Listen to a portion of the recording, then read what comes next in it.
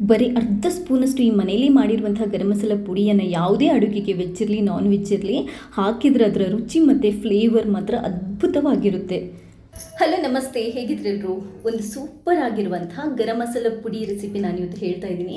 ಮನೆಯಲ್ಲಿ ಅದ್ಭುತವಾಗಿ ನಾವು ಅಂಗಡಿಯಲ್ಲಿ ತರ್ತೀವಲ್ಲ ಅದಕ್ಕಿಂತಲೂ ಸೂಪರ್ ಆಗಿರುವಂತಹ ಗರಂ ಮಸಾಲ ಪುಡಿಯನ್ನು ಹೇಗೆ ಮಾಡೋದು ಅನ್ನೋದನ್ನು ಇವತ್ತಿನ ವಿಡಿಯೋದಲ್ಲಿ ಹೇಳ್ಕೊಡ್ತಾ ಇದ್ದೀನಿ. ತುಂಬಾ ಸಿಂಪಲ್ ಆಗಿದೆ, ಯಾರು ಬೇಕಾದರೂ ಮಾಡ್ಬೋದು.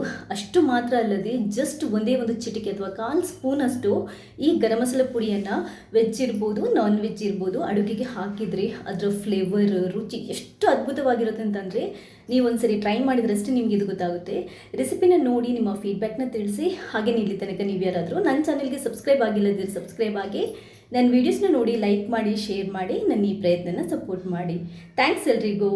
ಈ ಸೂಪರ್ ಆಗಿರುವಂತಹ ಗರಂ ಮಸಾಲ ಪುಡಿಯನ್ನು ಮಾಡಲಿಕ್ಕೆ ಯಾವ ಎಲ್ಲ ಇಂಗ್ರೀಡಿಯೆಂಟ್ಸ್ ಬೇಕು ಅಂತ ಕರೆಕ್ಟ್ ಮೆಷರ್ಮೆಂಟಲ್ಲಿ ಹೇಳ್ತಾ ಇದ್ದೀನಿ. ಫಸ್ಟ್ ಎಲ್ಲದನ್ನು ನೋಟ್ ಮಾಡ್ಕೊಂಡು ಇಟ್ಕೊಳ್ಳಿ.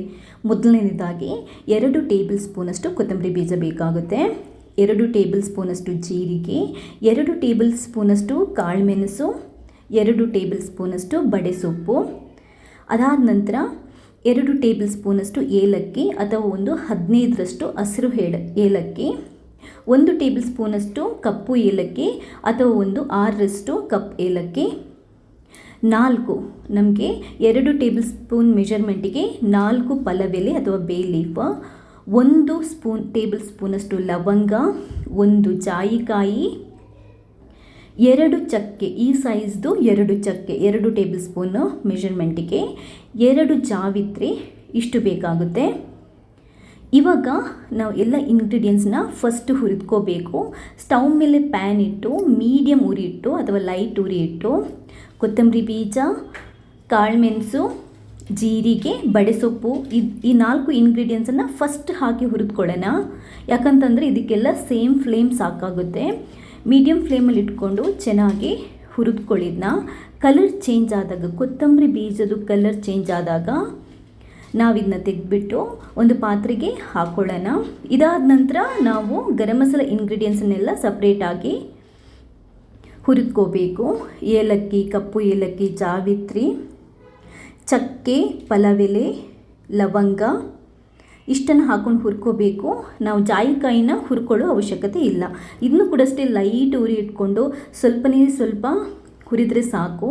ನಿಮಗೆ ಈ ಪಲವೆಲೆ ಮುಟ್ಟುವಾಗ ಪಟಪಟ ಅಂತ ಚೂರಾಗಬೇಕು.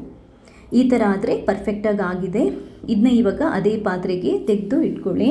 ಇದೊಂದು ಸ್ವಲ್ಪ ತಣ್ಣಗಾಗಬೇಕು. ಬಿಸಿ ಇರುವಾಗ ನಾವು ಗ್ರೈಂಡ್ ಮಾಡೋದು ಬೇಡ. ಇವಾಗ ನಾವು ಜಾಯಿಕಾಯಿಯನ್ನು ಡೈರೆಕ್ಟಾಗಿ ಹಾಕಿದರೂ ಆಗುತ್ತೆ, ಇಲ್ಲದಿದ್ದರೆ ಜಾಯಿಕಾಯಿನ ಒಂದು ಸ್ವಲ್ಪ ಗುದ್ದುಬಿಟ್ಟು ನೋಡಿ ಈ ಥರ ಪುಡಿ ಮಾಡಿಬಿಟ್ಟು ಮಿಕ್ಸಿಗೆ ಹಾಕೋಬೋದು. ಜಾಯಿಕಾಯಿನ ಪುಡಿ ಮಾಡಿಬಿಟ್ಟು ರೆಡಿಯಾಗಿ ಇಟ್ಕೊಂಡಿದ್ದೇನೆ. ಇವಾಗ ಇದು ಎಷ್ಟು ಬೇಕೋ ಅಷ್ಟು ತಣ್ಣಗಾಗಿದೆ. ತುಂಬ ತಣ್ಣಗಲ್ಲ, ಒಂಚೂರು ಬಿಸಿ ಇರುವಾಗಲೇ ನಾವು ಇದನ್ನ ಮಿಕ್ಸಿಗೆ ಹಾಕ್ಕೊಂಡು ರುಬ್ಕೊಂಡು ಬಿಡಬೇಕು, ಗ್ರೈಂಡ್ ಮಾಡಬೇಕು. ಫಸ್ಟ್ ಒಂದು ಸರಿ ಗ್ರೈಂಡ್ ಮಾಡ್ಕೊಳ್ಳಿ. ಎಲ್ಲ ಇಂಗ್ರೀಡಿಯೆಂಟ್ಸ್ ನಿಮಗೆ ಪುಡಿ ಆಗುತ್ತೆ ನೋಡಿ. ಇದಿನ್ನೂ ಕಂಪ್ಲೀಟಾಗಿ ಪುಡಿ ಆಗಿಲ್ಲ. ಇದು ಇನ್ನೂ ಒಂದು ಸಲ ನಾನು ಮತ್ತೆ ನೈಸ್ ಪುಡಿ ಥರ ಮಾಡ್ತೀನಿ. ಮತ್ತೊಂದು ಸರಿ ಗ್ರೈಂಡ್ ಮಾಡ್ಕೊತಾ ಇದ್ದೀನಿ. ಇವಾಗ ಪರ್ಫೆಕ್ಟಾಗಿ ಪುಡಿ ಆಗಿದೆ.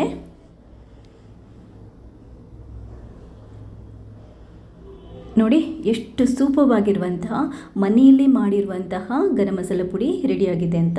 ಇದರ ಫ್ಲೇವರ್ ನಿಮಗೆ ಈ ಪುಡಿನ ರೆಡಿ ಮಾಡ್ತಿರಲ್ಲ ಆವಾಗಲೇ ಅಡುಗೆ ಮನೆಯಲ್ಲೂ ಘಮ ಅಂತ ಇರುತ್ತೆ. ಜಸ್ಟ್ ಇದನ್ನ ಒಂದು ಕ್ಲೀನಾಗಿರುವಂತಹ ಕಂಟೈನರ್ಗೆ ಹಾಕಿಬಿಟ್ಟು ಎಷ್ಟು ದಿನ ಬೇಕಾದರೂ ಇಡ್ಬೋದು. ಯಾವ ಅಡುಗೆಗೆ ಬೇಕಾದರೂ ಇಡ್ಬೋದು. ವೆಜ್ ಇರ್ಬೋದು, ನಾನ್ ವೆಜ್ ಇರ್ಬೋದು, ರೈಸ್ ಬಾತ್ಗಳು ಯಾವುದಕ್ಕೆ ಬೇಕಾದರೂ ನಾವು ಹಾಕೋಬೋದು. ಅದರ ಫ್ಲೇವರ್ ಇದೆಯಲ್ಲ, ಫ್ಲೇವರ್ ಮತ್ತು ರುಚಿ ತುಂಬಾ ಚೆನ್ನಾಗಿರುತ್ತೆ. ತುಂಬಾ ಸಿಂಪಲ್ ಆಗಿದೆ ಕೂಡ. ನಾವು ಹೊರಗಡೆಯಿಂದ ಕೆಮಿಕಲ್ ಹಾಕಿ ಪ್ರಿಸರ್ವೇಟಿವ್ ಹಾಕಿ ಮಾಡಿರುವಂಥ ಗರಂ ಮಸಾಲ ಪುಡಿಯನ್ನು ತರೋಕ್ಕಿಂತ ಇದೇ ಥರ ನಾವು ಮನೆಯಲ್ಲೇ ಮಾಡಿದರೆ ಅದರಲ್ಲಿ ಯಾವುದು ಕೆಮಿಕಲ್ಲು ಇರಲ್ಲ. ಆರೋಗ್ಯಕ್ಕೆ ಕೂಡ ತುಂಬಾ ಒಳ್ಳೆಯದು, ಅಡುಗೆ ಕೂಡ ತುಂಬಾ ರುಚಿ ಬರುತ್ತೆ. ನನ್ನ ಇವತ್ತಿನ ರೆಸಿಪಿ ಇಷ್ಟ ಆಗಿದ್ದಲ್ಲಿ ಲೈಕ್ ಮಾಡಿ ಶೇರ್ ಮಾಡಿ. ನಿಮಗೆ ಈ ಇಂಗ್ರೀಡಿಯೆಂಟ್ಸ್ ಡೌಟ್ಸ್ ಏನಾದರೂ ಇದ್ದರೆ ಈ ರೆಸಿಪಿಯಲ್ಲಿ ಡಿಸ್ಕ್ರಿಪ್ಷನ್ ಬಾಕ್ಸಲ್ಲಿ ಕ್ಲೀನಾಗಿ ಎಲ್ಲದನ್ನು ಹಾಕಿರ್ತೀನಿ, ಅದನ್ನ ನೋಡ್ಕೊಂಡು ಮಾಡ್ಬೋದು. ಹಾಗೆಯೇ ನೀವೇನಾದರೂ ನನ್ನ ಚಾನಲ್ಗೆ ಹೊಸಬರಾಗಿದ್ದರೆ ಇಲ್ಲಿ ತನಕ ನೀವೇನಾದರೂ ನನ್ನ ಚಾನಲ್ಗೆ ಸಬ್ಸ್ಕ್ರೈಬ್ ಆಗಿಲ್ಲದಿದ್ದರೆ ಸಬ್ಸ್ಕ್ರೈಬ್ ಆಗಿ ನನ್ನ ಮುಂದಿನ ವೀಡಿಯೋದ ಎಲ್ಲ ನೋಟಿಫಿಕೇಷನ್ ನಿಮಗೆ ಡೈರೆಕ್ಟಾಗಿ ಬರುತ್ತೆ. ಇಲ್ಲಿ ತನಕ ನನಗೆ ತುಂಬಾ ಸಪೋರ್ಟ್ ಮಾಡಿದ್ದೀರಾ. ನನ್ನ ಚಾನಲ್ ಚಾನಲ್ನಲ್ಲಿ ಇನ್ನು ಬಿರಿಯಾನಿ ಮಸಾಲ, ಅದಾದ ನಂತರ ಸಾಂಬಾರ್ ಮಸಾಲ, ರಸಂ ಪುಡಿ ಇದರೆಲ್ಲದರದ್ದು ರೆಸಿಪೀಸ್ ಇದೆ. ಡಿಸ್ಕ್ರಿಪ್ಷನ್ ಬಾಕ್ಸಲ್ಲಿ ಲಿಂಕ್ ಹಾಕಿದ್ದೇನೆ, ಅದನ್ನು ಕೂಡ ನೀವು ನೋಡ್ಬೋದು. ವಿಡಿಯೋಗಳು ಲಕ್ಷಗಟ್ಟಲೆ ವ್ಯೂಸ್ ಆಗಿದೆ, ನೀವು ಕೂಡ ಒಂದ್ಸರಿ ಚೆಕ್ ಮಾಡಿ. ಎಲ್ರಿಗೂ ಥ್ಯಾಂಕ್ಸ್.